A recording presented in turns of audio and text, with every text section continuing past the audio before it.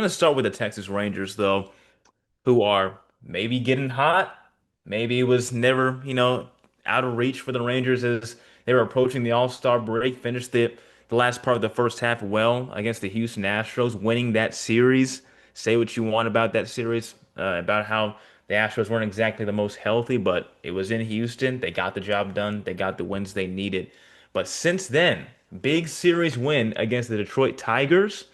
And they're moving ahead against the Athletics, just the Athletics, no Oakland, no Sacramento. The A's came into town. And so, how do you evaluate these first few series to start off the second half? Well, you got to be happy. You got to be happy. Anytime that you can steal a victory from one of the top teams in the AL, I think that you can. Although you look at that series and you say that you could easily have swept them, and we Ugh, easily could have. yeah. Honestly, tough that Bruce Bochy, which is becoming a little bit regular. You wish that it wouldn't happen just because of how legendary he is with his accolades and such. But he just seems to not make the right decisions at times. Obviously, it's very tough to make the right decision every time. But Chris Martin going in there, I think Chris Martin looked like probably, I don't know if he tweaked it right there and it just became an injury right there, or he was already dealing with something and it just aggravated because of that pitch. But I don't think he should have been put out there. But that's me being a couch manager and also not knowing if the injury was something that was already happening or such. So, but you got to be happy, especially coming off of what we were just doing before the All-Star break. You look at the series against Houston, where you could say that we could have swept them easily there too. So, I mean, you look at that and it's like, well, the Rangers are getting hot. Hopefully, this All-Star break doesn't take them out of it. And it hasn't. They almost swept Detroit. They should have still won the series. They're going to win the series against the Athletics. We don't know the complete result. Maybe it's a sweep, maybe not. But you're going into the Atlanta series this weekend and you're looking pretty dang good. You're streaking. The Mariners and Astros, they're not doing as good as us right now. Of course, still a very long part of the season left, but you got to be happy with those results this week, and hopefully it can carry on the next week, obviously. Yeah, and especially the pitching. 4 of 5 as we're recording this on a Wednesday evening. The first four out of five were victories for the Rangers to start off the second half. They'll play that final game against the Athletics tonight as we record this. But what a great start to start off this second half. As you were saying, that Detroit series should have been a sweep. It really should have. And you've seen that typical Unbelievable. loss multiple times this season over for the We let Rangers. their Ezekiel Duran basically Pretty much. I hit a mean, game-winning RBI single against us.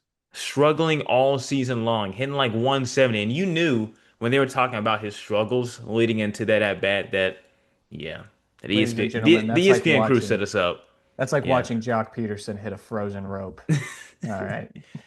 Yeah, man. You won't A believe brutal your eyes when loss. that happens. Craziness. I mean, Terry Scuba was mowing through that lineup. It was almost too easy. If I want to look back at that really quick, I think there was 14 team strikeouts. Not the best of days in offense, but the Hmm. offense was hanging in there for that series. Let me look at that And to be really quick honest, I again. mean, you look at that lineup that Bruce Bochy put out there on Sunday, though, and it wasn't the strongest at all. I mean, you Yeah. could argue that that could be a lineup that could even, you know, maybe even struggle in AAA at times. I mean, Yeah. there's definitely some questionable calls there. I mean, Oh, I yeah, love it. you're looking at that Sunday lineup against Tarek Skubal and or whatever his name is. I don't care to get it right, but you got Cody Freeman, who first first at bat, major league career, playing against Skubal. I mean, that was a recipe for disaster. You had Ezekiel Duran playing in the ninth hole. Not the best lineup, obviously. Wasn't going to be successful, and it's not going to be successful against even somebody who has like a four ERA probably. So Yeah, I mean, that was a recipe for disaster with that lineup on Sunday. And the crazy thing is, they still could have won. And I just hate to see that for the Rangers. This could have been a 5-0 start to start off the second half, which you can take it as, time is kind of ticking down for a wild card chase if that's what you want to go for. Not going to rule out the division just yet, even though we personally believe they're not going to win the division.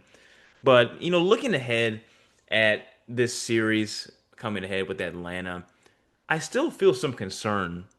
And I think that Atlanta's going to show up ready for this series. I don't know why that I think, so highly of them, even though they haven't been their best this season.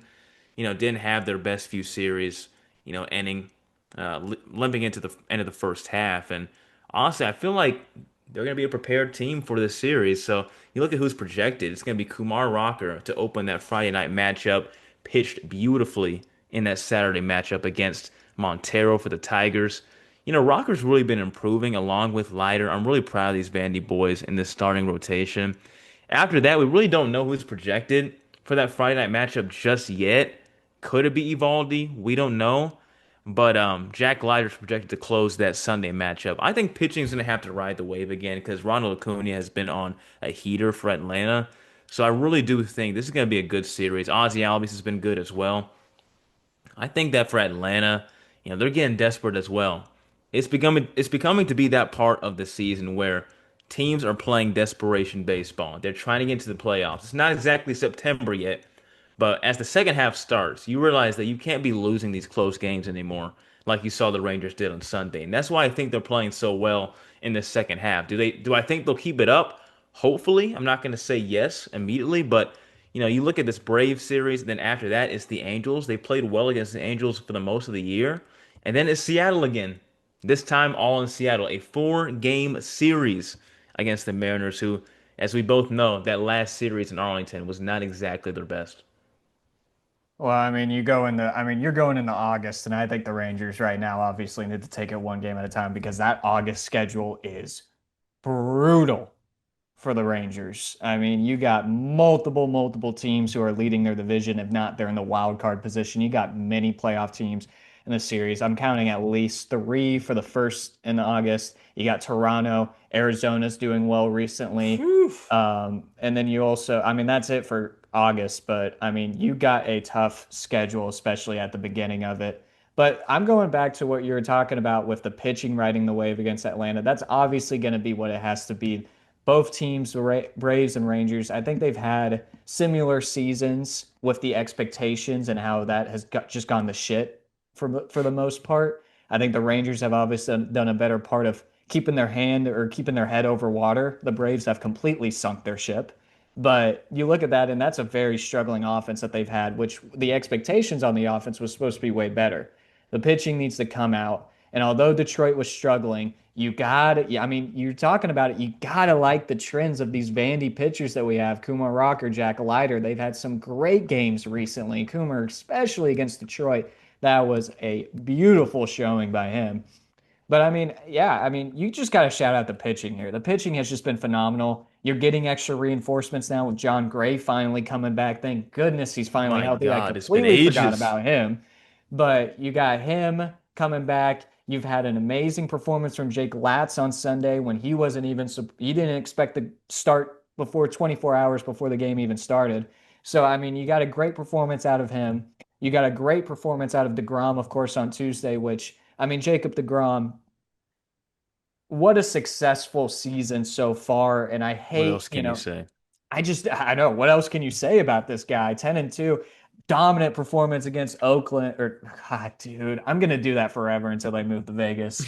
Had a phenomenal performance against the Athletics, gave up a leadoff homer, and then didn't allow another run the rest of the 6 innings he pitched. And I mean, this is just phenomenal what you expect from the Grom. And I call it a very successful season. This is routine for him, but it's very successful because he's keeping himself on the mound, which is one of the biggest success stories that the Rangers have had this season. And if they are going to make the playoffs, it's going to be a big help because of DeGrom staying healthy throughout most of the season. It's wild to watch, man. He's an actual cheat code. I just cannot believe the Texas Rangers have Jacob deGrom. Just wild. It's And wild. I he's mean, healthy. Yeah. yeah, I mean, you talk about pitchers, especially in this recent era, especially our era. You don't see a better pitcher in the Rangers era than Jacob deGrom. You can say Yu Darvish because obviously his accolades as a Ranger is, way more stacked up than deGrom. deGrom's only pitched probably like started probably 30 games for us so far this, in his career. But I mean, you got to say that DeGrom, his dominance, it's just on another level. You haven't seen it since Yu Darvish pitched in a Rangers jersey. In a way, you could say it's like the NFL Sterling Sharp, a guy who battled so many injuries, is not in the Hall of Fame. He actually just made the Hall of Fame, I think, last season. But nobody's ever gonna understand, the younger generations after us are gonna understand how dominant this guy was. We've had the privilege to see it, for the past decade and some change or so, but numbers won't justify, at least the win-loss won't justify just how great he was. Because when this guy is healthy, he's all time. It's crazy to watch. Like, He's one of the best pitchers of all time when he's healthy. it, The stats yeah, show. yeah, it's unbelievable. Yeah. So, with that being said, I mean, we wish the Rangers the best as they close in on the end of this series against the Athletics, and then they'll welcome in Atlanta before they hit the road again for what is to be a beating of a divisional road trip against the Angels in Seattle.